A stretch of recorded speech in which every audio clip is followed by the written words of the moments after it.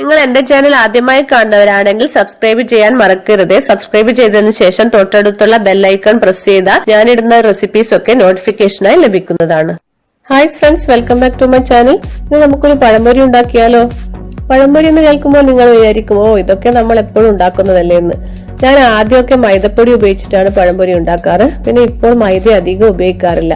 ഒരു ദിവസം ഗോതമ്പ് പൊടിയോ റവയും വെച്ച് പഴംപൊരി ഉണ്ടാക്കി നോക്കിയപ്പോൾ നല്ല ടേസ്റ്റായി കിട്ടിയിട്ടുണ്ടായിരുന്നു. അപ്പോൾ എനിക്ക് മനസ്സിലായി പഴംപൊരി ഇങ്ങനെയും ഉണ്ടാക്കാമെന്ന്.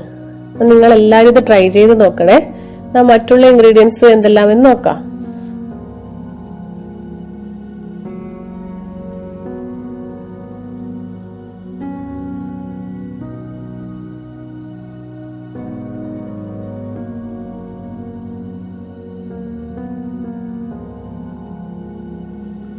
പഴംപൊരി ഉണ്ടാക്കുന്നതിന് ഞാനിവിടെ നല്ല പഴുത്ത നേന്ത്രപ്പഴം എടുത്തിട്ടുണ്ട്. അത് തൊലിയൊക്കെ കളഞ്ഞ് അതിനുശേഷം കട്ട് ചെയ്തെടുത്തതാണ്. ഇത് ഒരു മീഡിയം സൈസിലുള്ള കഷ്ണങ്ങളാക്കി എടുക്കുന്നതാണ് നല്ലത്.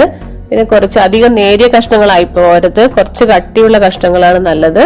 ഒരു പഴത്തിൽ നിന്ന് തന്നെ നമുക്ക് 8 പഴംപൊരി ഉണ്ടാക്കിയെടുക്കാൻ പറ്റും. ഇനി നമുക്ക് ഇതിനുള്ള ബാറ്റർ തയ്യാറാക്കണം.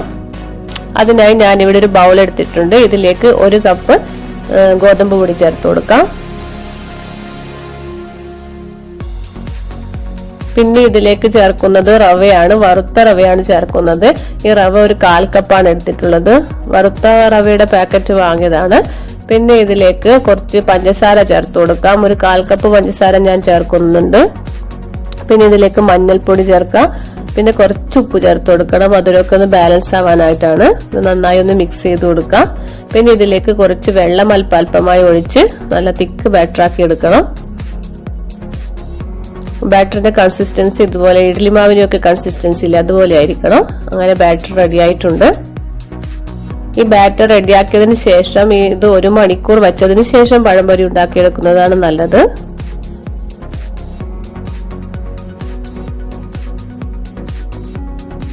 ഒരു മണിക്കൂർ കഴിഞ്ഞതിന് ശേഷം നമുക്ക് പഴംപൊരി ഉണ്ടാക്കാൻ തുടങ്ങാം.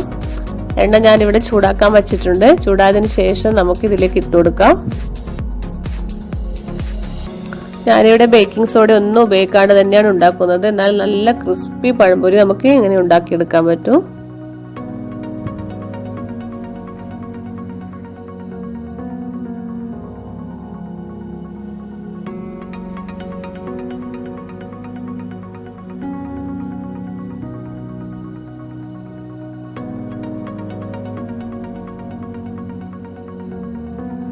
ഒരു സൈഡ് ഫ്രൈ ആയതിനു ശേഷം നമുക്ക് മറിച്ചിട്ട് കൊടുക്കാം.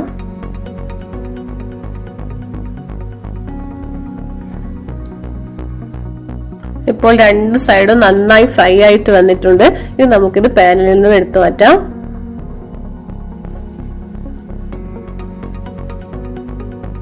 ഇനി നമുക്ക് അടുത്ത ബാച്ച് പഴംപൊരി ഇതുപോലെ തന്നെ ഉണ്ടാക്കിയെടുക്കാം.